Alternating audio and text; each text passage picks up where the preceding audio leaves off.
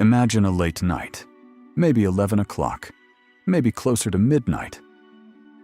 The room is dark, and the only light is coming from the screen, casting a glow across your face. You are watching anime. This is not your first time watching this episode. Actually, it might be the second or third time already.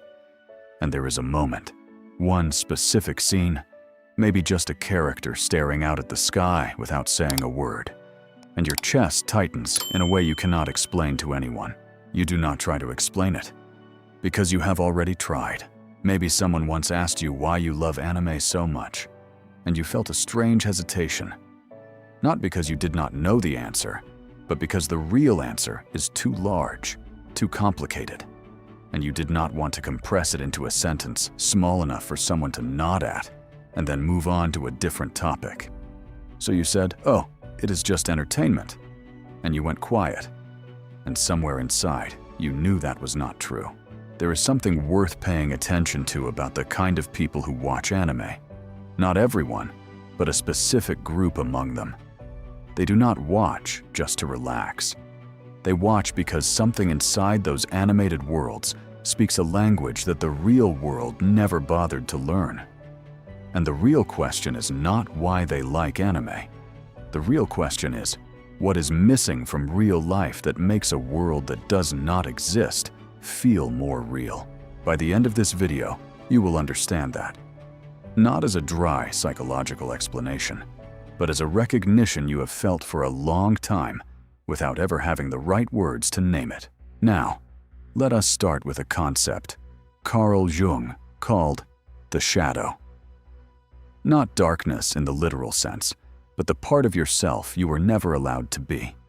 From a young age, people learn to suppress which emotions are inappropriate, which desires are unrealistic, which identities are unwelcome in their surrounding environment. And those things do not disappear.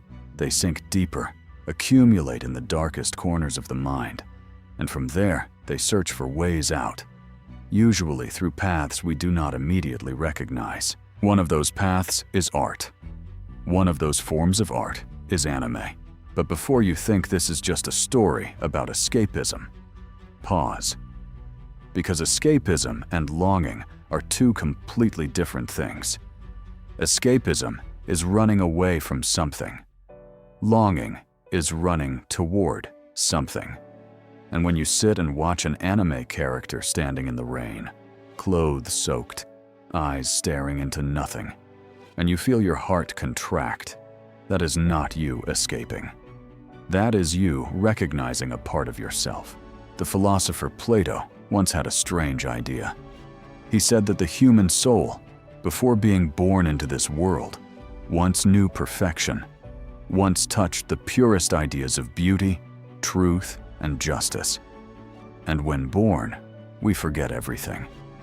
But we never stop feeling a vague familiarity, a nostalgia for something we cannot name, a feeling as though the current reality is not the true one.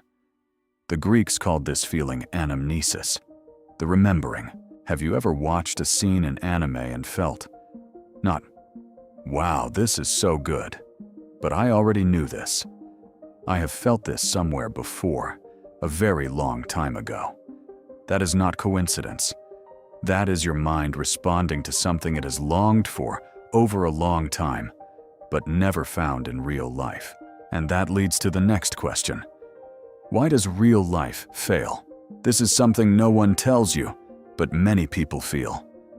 The real world was built to function, not to feel. It was designed to optimize performance, not to nourish depth. And people with sensitive souls, people who need more meaning than is typical, people who cannot stop asking why, they constantly collide with a cold reality. The world was not designed for them. Anime is different. Anime, especially the great works, is built from the ground up with an emotional language that few things in ordinary daily life can match. The silence in an Attack on Titan episode, when a character realizes they have lost something they can never get back. The light in Violet Evergarden when a woman for the first time understands what love is. The loneliness in Neon Genesis Evangelion that needs no explanation and still leaves the viewer holding their breath. This is not simple entertainment. This is emotional art compressed to the point of purity. And here is the first micro insight. People who watch anime are not searching for an escape from emotion. They are searching for a safe place where emotion can actually happen. This is important to understand. In everyday life, emotion has a cost. You cry at work. People look at you strangely. You admit you are afraid. People see you as weak. You say you feel lonely even in the middle of a crowd. People do not know how to react, and the conversation becomes uncomfortable. Emotion in the real world demands context, demands explanation, demands management.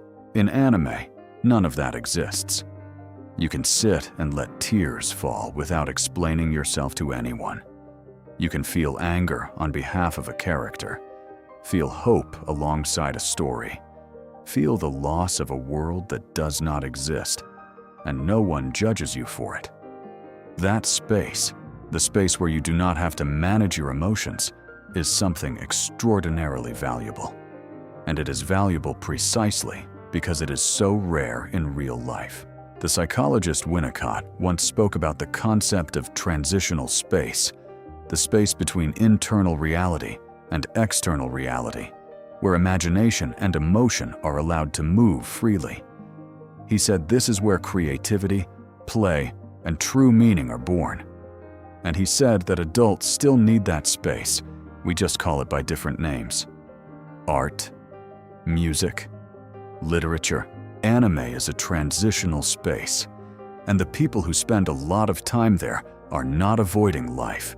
They are using that space to process life in ways that real life does not permit. The second micro insight. Empathy with anime characters is not delusion. It is genuine emotional practice with real value. There is interesting research on what is called parasocial relationships, one-directional relationships that viewers build with characters on screen. For decades, researchers treated this as a sign of loneliness or social unhealthiness. But more recent research has begun to shift that perspective. People realized that when you empathize with a complex character, when you understand their motivations, feel their pain, walk through their process of growth, you are practicing very real emotional and cognitive skills. The capacity to place yourself in another's position. The capacity to tolerate moral ambiguity. The capacity to find humanity in imperfection. So the question is not whether that relationship is real. The question is, are the skills you are practicing real? And the answer is yes. Have you ever noticed that you understand some anime characters more deeply than you understand many people in your actual life? Have you ever wondered how that could be possible? You can read every nuance in their actions, sense the contradictions in their inner life, predict what they will do next. Not because you are smarter, but because anime gives you enough context, enough depth, enough time with that character to truly understand. And what you are really longing for is to be understood that way. By other people. In real life. This is the peak of the entire problem. You do not love anime because it is unreal. You love anime because it is more real than many things you encounter in actual life. Why do characters that do not exist feel more genuine than people you meet every day? Why does a hand-drawn world contain more meaning than the surface-level conversations you have to navigate? Why do you feel understood by something that cannot understand you, but never feel that from people who could? And the most painful question, if you can love, cherish, and understand complex characters to that degree, what is stopping you from finding that in the real world? The truth is, nothing is stopping you. The real world just has not figured out how to make an offer that matches. The third micro insight. People who watch anime in a deep way often have emotional capacity above average, but they are living in an environment not designed to hold that. This is not one-sided praise. It is a truth with two sides. High emotional capacity means you feel everything more deeply, process meaning more thoroughly, and therefore need higher quality emotional input. But it also means you are more easily exhausted by shallow interactions, more easily wounded by others' lack of understanding, and more easily lonely even when not alone. Anime did not create that in you, but anime is a place where that part of you is recognized. And after recognizing all of this, the natural next question is, what to do with that now? The first principle is to stop treating anime as evidence of deficiency. Many people will tell you, directly or indirectly, that if you need an imaginary world to feel understood, something must be wrong with you. That you need to grow up more, or go outside more, or meet more real people. But here is what needs to be recognized. Your need for depth, for meaning, for genuine emotional connection is completely normal and completely valid. The problem is not with you. The problem lies in the gap between what you need and what your current environment can provide. And recognizing that difference is the beginning of any real change. Ask yourself honestly, in the past week, how many conversations truly made you feel seen? The second principle is to use what anime teaches you about yourself as a map. The characters you are most drawn to, the scenes that make you cry most deeply, the themes that keep repeating across the works you love most. These are not random. They are maps of wounds not yet healed, desires not yet met, parts of yourself you have not yet allowed yourself to look at directly. If you keep being pulled towards stories about sacrifice and going unrecognized, something is there.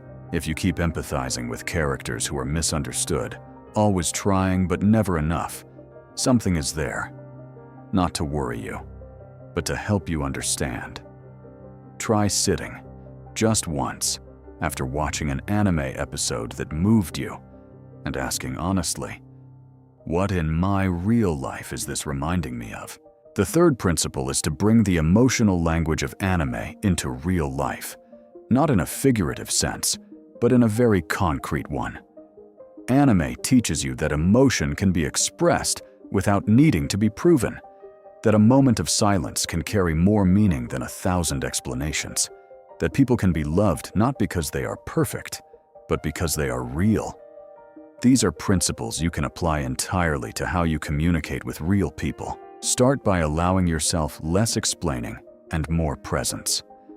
The most beautiful images in anime are not the grand action sequences. They are the moments when two characters sit beside each other in silence and feel understood. Can you create those moments in real life? The fourth principle, and this is what many people overlook, find your community. Not just any community. The kind of people who can talk about anime the way you talk about it here. Not just saying this episode was wild or this character is overpowered, but people who can sit and talk about why a specific scene made them cry at 3 in the morning. Those people exist. And if you are watching this video, there is a good chance you are one of them. If anything in this video touched you, leave it in the comments. Not to prove anything, but because sometimes just knowing that someone else felt the same thing is already enough. And if you want more conversations like this channel is where we keep building that. Now, to close, there is one thing left to say. One thing that everything before this has been leading toward. Throughout this video, we have talked about anime viewers as if they are a special group of people who need to be explained. But really, what we have been talking about all along is you. Your need for deeper meaning. Your emotional capacity being undervalued. The truth that you have always been searching for the right language to name what you feel, and sometimes only worlds that do not exist could say it. Here is the real paradox at the center of everything. You do not love anime because you are running from reality.